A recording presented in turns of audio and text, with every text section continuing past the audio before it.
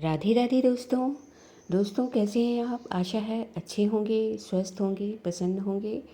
और आज हम जो रेसिपी लेकर आए हैं वो ऐसी अमेजिंग सी रेसिपी है जिसे आप एक बार बनाएंगे, गर्मी के सीज़न में भी आप इसको स्टोर करके 2 महीने तक कम से कम रख सकते हैं। तो आज की रेसिपी पूरी ज़रूर देखिएगा और पसंद आए तो लाइक और सब्सक्राइब और फॉलो करना ना भूलिएगा। तो चलिए बनाना शुरू करते हैं आज की ये रेसिपी। आज की रेसिपी बनाने के लिए हमने लिया है ये 1 कप आटा। ये गेहूं का आटा है, किसी भी तरह का कोई नुकसान नहीं पहुंचने वाला है, एकदम फ्री होकर आप इसको बनाइएगा। और इसमें हमने डाला है 4 चम्मच सूजी, मतलब 1 कप गेहूं के आटे में 4 चम्मच सूजी लेंगे। और हमने थोड़ा सा इलायची पाउडर लिया है। अब इसको हम अच्छी तरह से मिक्स कर लेते हैं।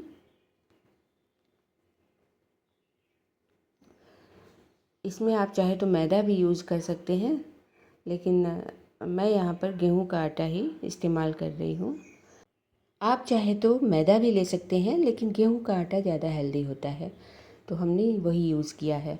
अब यहाँ पर थोड़े से हम ड्राई फ्रूट्स भी ऐड कर देते हैं। आप चाहे तो डेसिकेटेड कोकोनट पाउडर भी ऐड कर दें या कटा हुआ नारियल भी ऐड कर दें, जैसा भी आप चाहें। उसके बाद हम यहाँ पर मोहन लगाते हैं। तो मोहन लगाने के लिए हमने यहाँ पर तेल का इस्तेमाल किया है, रिफाइंड ऑयल।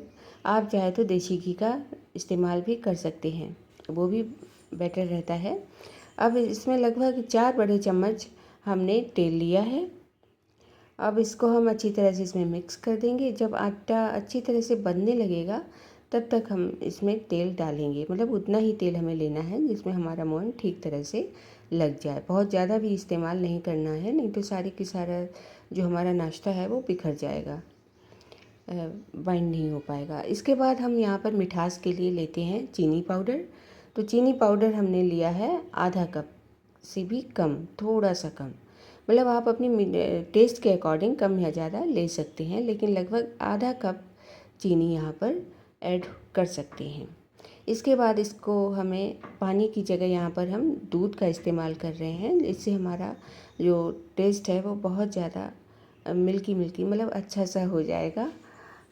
तो इस डो को हमने दूध से ही तैयार किया है। आप चाहे तो पानी का इस्तेमाल भी कर सकते हैं। दूध का इस्तेमाल करने पर भी हमारा ये नाश्ता जो है वो लगभग हम 1 डेढ़ महीने तक इस्तेमाल कर सकते हैं। इसमें कोई भी संशय आप ना रखिए कि दूध डालेंगे तो जल्दी ख़राब हो जाएगा, ऐसा कुछ नहीं है।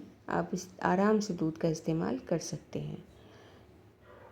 अब इसको हमने अच्छी तरह से मसल कर तैयार कर लिया है। अब इसको हम थोड़ी देर के लिए सेट होने के लिए रख देते हैं, लगभग 10 मिनट के लिए।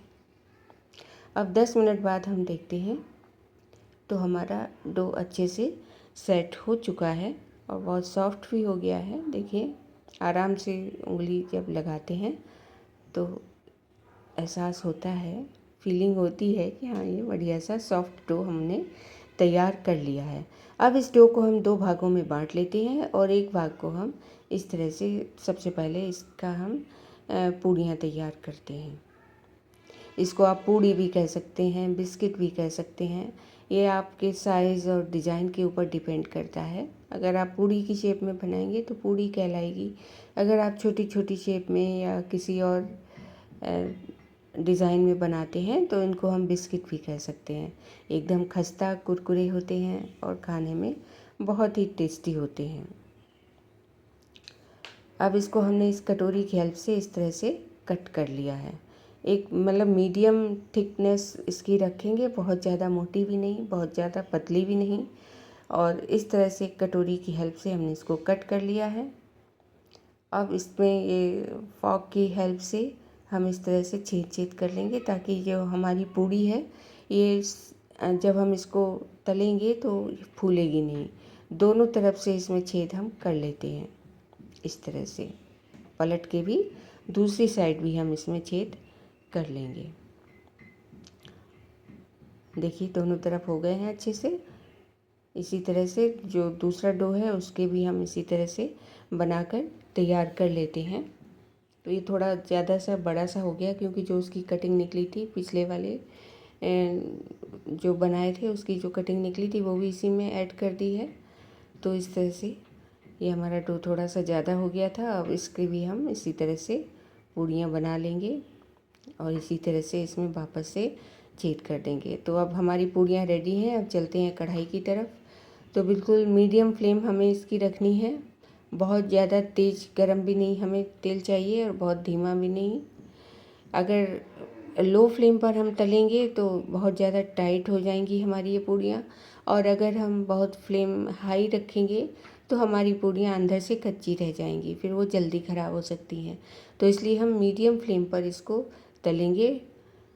बहुत जल्दबाजी में ना तलें, आराम से जब हल्का पहले डाल दें तो तुरंत ना इनको पलटने लगें। लगभग 3-4 मिनट आप रुक जाएं, उसके बाद ही इसको पलटें, नहीं तो ये पूड़ियाँ टूट भी सकती हैं। बहुत सॉफ्ट होती हैं, ये तलते समय बहुत ही सॉफ्ट हो जाती हैं। तो इसलिए इस बात का ध्यान रखें कि इनमें बहुत तेज़ी से या बहुत जल्दी इनको ना पलटें। आराम से एक एक पूड़ी इस तरह से पलट पलट कर हम चारों तरफ घुमाकर सेंक लेते हैं, तल लेते हैं। तो देखिए अब अच्छा सा गोल्डन कलर हो चुका है पूड़ियों का।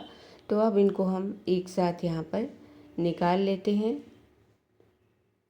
इनको निकालने के बाद फिर हम दूसरी पूड़ियाँ इसमें ऐड कर देते हैं। तो देखिए कितना बढ़िया सा कलर आया है, कितना अच्छा टेक्सचर है, एकदम बिस्किट जैसे लग रहे हैं। तो इसी तरह की मतलब कलर हमें इसमें चाहिए था, बिल्कुल एकदम सही उसमें ये सिक चुकी हैं, तल चुकी हैं। बस इनको हम निकाल लेते हैं और ठंडा होने के बाद इनको हम पैक भी कर देते हैं। अब जो बची हुई पूड़ियाँ हैं वो भी हम इसमें ऐड कर देंगे। इस तरह से आराम से इनको भी तल लेते हैं। तो देखिए हमारी पूड़ियाँ बनकर एकदम रेडी हैं। पूड़ी हैं या बिस्किट हैं, लग तो एकदम बिस्किट जैसे रहे हैं, वैसे ही खस्ता और कुरकुरे हैं। तो गेहूं के आटे की ये बिस्किट आप घर पर आराम से बनाइए और इनको आप स्टोर करके 1 महीने से ज़्यादा भी रख सकते हैं। बहुत ही खाने में टेस्टी लगते हैं, बच्चों को तो बहुत पसंद आते हैं। जो बच्चे बार बार मांगते रहते हैं तो आप यही बनाकर रख लें और उनको खिलाएं।